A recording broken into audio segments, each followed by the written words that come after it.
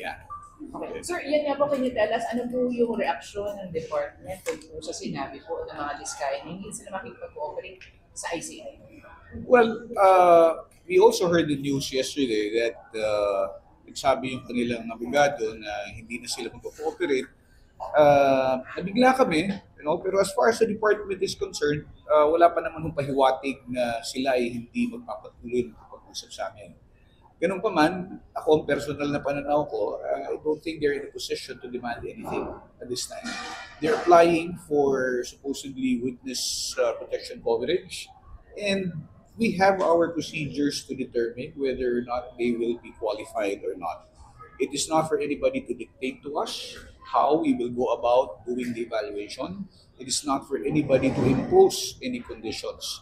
In fact, we will do the evaluation and determine whether or not they will be qualified to be admitted into the program. Until then, any action that they take outside of the department is not something that will be taken against them. We will have to find out if they will also have the same kind of treatment pagdating sa pakikipag-usap sa amin sa Department of Justice. Sir, anong mga kondisyon? Anong mga sinasabi nila sa inyo? Hindi, kapag nag evaluate ka kasi, hindi pwede yung sabihin mo na kaliwaan tayo. I'll give a statement, give us immunity. One, we have to determine whether or not yung statement ay sapat na. Pag sinabi natin sapat na, is it enough that you mention names? Is it enough that you mention amounts of money given to certain people? You have to be able to validate that and go into the details, specifics. Saan nangyari yan? Sinong kausap ninyo? Paano nyo nalaman? Di ba? How was this, what was the mode of giving it? Was it in cash or was it by bank transfer? Paano nyo nalaman itong transaction nito? Anong involvement ninyo para malaman ninyo? All of this are being asked or going to be asked to determine credibility. Because you cannot just simply run around mentioning people's names without being able to give supporting documents or evidence to show that it did really happen. And second, kung ang iniisip kasi ng mga tao is blanket immunity, ng mga aplikante, blanket immunity, right now it would be quite difficult because you're talking about a span of so many years. You're talking about so many projects, so many, sabihin natin, flood control projects na each project, would constitute one case already, at the very least, one case na pwede nang i-develop, pwede mong sampahan ng kaso. And not in all cases will they be involved. And not in all cases will they be able to testify, but they can be implicated. So, how can you immediately say, by giving a statement, immediately sasabihin sa'yo, you're going to be given blanket immunity? I think that's out of the question. Pero sir, sa ngayon po ba, sa initial assessment natin, talaga bang malaking kawalan kung hindi na sila makikipag-cooperate in the investigation? Well, I haven't talked to them personally, although ang sinasabi lang kasi sa akin is magte-tell all. I've been hearing that term for quite some time now, tell all. Telling me that you will tell all and actually doing it by giving me a copy of the statement are two different things. Up until the time that we are able to see the statement, we're able to evaluate it, that's the only time that we will be able to say, mahalaga ba yung sasabihin nila? Sapat ba ang dahilan nito para i-discharge mo or i-recommend mo yung discharge? So, pagdating din sa puntong yon, hindi pa natin masasabi agad-agad. Kailangan bigyan din nila kami ng panahon na suriin yung kanilang mga salaysay. Nang sa ganun, malaman natin kung ito ay may basihan para i-discharge. Kasi pag nag-discharge ka, ano bang kahulugan yan? Wala kang criminal liability. Di ba? Isang bagay na napakalaki kasi syempre yung pagkakakulong, mawawala yan. But also, there's this thing about probably restitution, or returning back whatever it was that was taken. Pero yung non-cooperation, will that hinder the DOJ na po sa filing? I don't think it will hinder the filing of cases because even as we speak now, we are also looking into evidence where there is no need for the state witness. Yung state witness kasi, kakailanganin mo yan kung talagang yung kaso mo ay nanganganib na hindi magtuloy dahil sa kakulangan ng ebidensya, kakulangan ng direct link. That's the reason why we are probably looking into the statements of all these applicant witnesses. But Then again, para sabihin na hindi na magtutuloy dahil hindi sila nakikipag-usap sa amin, ay hindi po mangyayari yun. Dahil sa ngayon pa lang po, nangangalap po kami ng ebidensya sa iba't ibang mga proyekto na ni-report sa amin na nangyayari. Sir, kung sakaling hindi talaga sila makipag-coordinate sa ICI, tuloy pa rin po ba yung protection?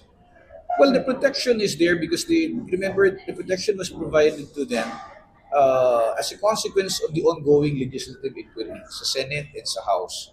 May panganib daw sa buhay nila, so kailangan bigyan mo ng proteksyon dahil sa kung ano man ang mangyari dyan sa mga tao niyan, pananagutan pa rin ng pamahalaan yan eh.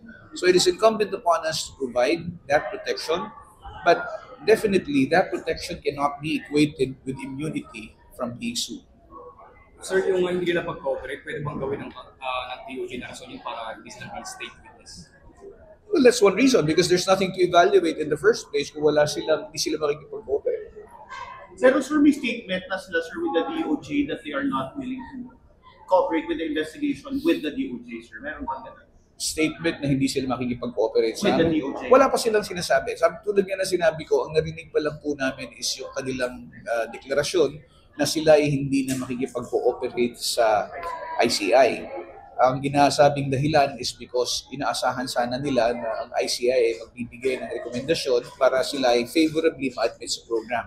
I think it's too early to say that. No? We're still in the process of looking into evidence and simply because merong nagsalita, hindi ibig sabihin na we will swallow everything that they say hook, line, and sinker. Everything will have to be processed, everything will have to be evaluated very carefully. Sir, hanggang kailan niyo po iintayin itong makikipag-usap sa kanila? Hanggang kailan tayo, kumbaga, makikipag-usap pa sa mga diskaya? Kasi more than, siguro mga isang buwan na po tayo doon sa evaluation at sa pagpunta-punta po nila sa dito. Alam nyo, hindi naman kasi sa bawat pagpunta nila, sabihin natin, may nangyayari. No? Meron kasi mga pagkakataon na may mga sinasabi na wala doon sa salaysay na ibinigay. So, ang kakailanganin natin, sabi ko nga, we have to go into specifics. If you're going to evaluate the case, you have to go into every detail. You have to find out. Allegations are not synonymous with evidence. Accusations are not synonymous with evidence. Pwedeng magsalita ang kahit na sino, pero kailangan magbigay ng supporting probably documents, corroborating testimony from others, no? And siguro details as to the transactions that they're talking about. Now, we will talk to them as long as necessary, but even as we speak with them, we are also doing our own evidence gathering for cases that will be filed. Sir, stretch ko lang konti yung no need for state witness. So, ibig sabihin, we can say we have enough evidence for now para ma-file na without even considering na magkaroon pa rin ng state. Yes, let's take for example, the cases that were referred by the department to the Office of the Ombudsman last Tuesday. These are cases involving flood control projects and ghost projects. You can rely on documentary evidence for that without necessarily having anybody as state witness. If you do get a state witness, it is only for the purpose of strengthening the evidence, not because you will rely solely on it. Naniniwala kasi ako na hindi ka pwedeng mag-rely lamang sa testimonya ng isang tao. Bakit? Anytime later on, it can be recanted. Diba? Yung mga sinasabi natin recantations o pagbawi, yan ang iniingatan natin. Na kahit na pabawiin, kaya pa bang tumindig ng kaso.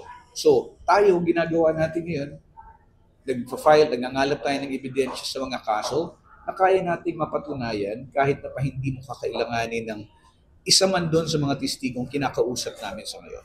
Sir, ano ebidensya yung hawak po natin sa ngayon? Hindi po namin pwedeng ilabas muna at ilantad kung ano mga ebidensya dahil sa yan po ay practically telling the other side this is what you prepare for. We will not do that.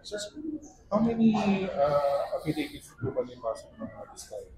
So far, I've seen only one. I've seen only one affidavit. Kanina, sir, yung wala.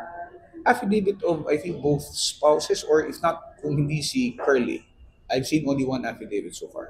Sir, possible ba yung hindi sila makapag-cooperate sa ICI pero sa DOJ makapag-cooperate? Ano po bang pinag-iba ng investigation ng ICI sa DOJ? Well, ICI's investigation is to gather evidence insofar as yung infrastructure corruption, di ba? Sa lahat ng anggulo yan. Ang Department of Justice kasi, yung investigation na ginagawa namin, ipatungkol na dun sa mismong build up ng kaso para maisampa sa husgado. Whatever the findings of the ICI will be, to my mind, will be referred either to the Office of the Ombudsman or to the Department of Justice. What for? For us to further build up the case and file it if the evidence is already sufficient. Sir, dun sa iba pa pong mga nag-a-apply na mag-state witness, kamusta naman sila? Are they really telling? Yan nga, lahat tayo lost in so far as an aspect of telling all. Madali kasing sabihin, will tell all. Ano ba yung all na yun? Pare-pareho tayong wala doon eh. We will rely on what they have to say. But what they have to say is not something that we would immediately believe. It's something that will have to be validated. Halimbawa, nagsabi ka, itong transaction na to ay nangyari, ganito ang kausap ko, ganito mga tao. Anong amount involved niyan? Magkano ang naging partihan dyan? Magkano napunta kung kanino? Magkano porsyento na iwan sa inyo? Okay? Kaninong lisensya? Halimbawa, ang ginamit mo, in-house license ba o lisensya ng isang contractor na kakilala ninyo? All these details have to be answered even before you go to court. Because if you go to court na hindi mo alam yung sagot sa mga basic na tanong na yun, paano ka pumunta sa gera na wala kang dalang armas? Sir, dun sa iba pa pong mga nag-a-apply, meron pa po ba yung katulad ng mga diskaya na hindi po telco? Meron yung parang sa tingin niyo? Sa tingin ko po, meron pa pong iba na who are holding back. Hindi po nagbibigay. Yung tinatawag nating nagkakaroon ng selective memory or selective amnesia. No? When you start asking names, they will suddenly forget. When they start asking amounts or the timeline when these transactions happen, they suddenly forget. And parang for me, when you're talking about billions, it's not something that you readily forget. Sir, ano pong mensahe niyo po sa kanila para mapaganda yung pag-evaluate niyo po sa kanila? Ang sa amin po, ang gusto namin ipaalam is that application in the Witness Protection Program is voluntary. Nobody will be forced. Hindi po kami ang tumawag sa kanila, sila po ang lumapit sa amin. Kung sila po ang lumalapit sa amin at gusto po nilang mapakinggan namin at ikonsidera yung kanilang mga sinasabi, kung maaari lang po sana, pakiusap ko, huwag na tayo mag-alinlangan, sabihin na po natin ang lahat. Dahil kung halimbawang sabihin nila ang lahat, no, at halimbawang sila ay maging testigo, makakapaghanda po tayo ng maigi pagdating sa husgado. Pero kung magtatago po sila ng impormasyon, kung hindi po nila ilalantad lahat ng nalalaman nila at mamimili lamang sila, mas maigi pa wag na lang sila magsalita kasi tawag nito, hindi po magiging kapanipaniwala yan sa amin at sa husgado. Sir, other issue lang po. Lumutang ngayon ang issue na si former Speaker Romualdez, maaaring state witness. Ano pong posisyon ng DOJ dito? I do not know yet. That's something that's likely to happen, but I have no information as far as that is concerned just yet. Sir, yung connection po ng mga diskaya dun sa CLPG, yung pong pagmamayari ni Senator Bong. Dumating po ba tayo sa usapan ng diskaya regarding this? Like I said, hindi ko sila personal na nakakausap pa. Tawag dito, I have yet to be able to speak to them. If the opportunity presents itself that they will come back to the department, I will see to it that I will be there next. Pero sir, lahat po ng mga naka-joint venture, lahat ng on record dokumento ay binubusisi niyo po kahit sino man yung nandoon. Yes po. Ang sabi nga po ng Pangulo, lead us wherever the evidence leads us, kasi ho na kung sino naman. Sir, from what you know, ano po ba sir yung joint venture? Gaano kalaki yung mga proyekto? I have no knowledge yet about the specifics. No, allow us some time kasi we're processing a lot of documents right now. Pero sir, lahat po lang nakasulat, iniimbestigahan natin. Lahat po ng pwede nating tingnan, lahat ng angulo, titingnan po natin. Okay? Sir, ang naging nag-armas, sandali po, medyo kailangan ako magpaalam. Sir, last na lang po. Ang naging nag-armas, sir, pinapakancel na po yung password niya. Opo. Ano po yung next step ng DOJ? Well, the case has already been filed, the warrants have already been issued, and that would be a ground for the request for the issuance of a red notice. And I think cancellation of the passport with the Department of Foreign Affairs. So once that happened, we constrict her movement, no, and hopefully yung ating mga partners sa Interpol will help us in bringing her back to the Philippines. Sir, kailan na i-file request for cancellation? I think it's been filed, I think a few days ago na po. Alam ko natin, wala sa Hindi pa po sa ngayon. Hindi pa po namin. Pero sir, witness po siya sa ICC. Paano Well, po yun, hindi sir? ko rin po alam pa kung witness siya sa ICC. Okay, we'll have to find out. Okay? So, maraming salamat po. Thank you. Sorry na. Sorry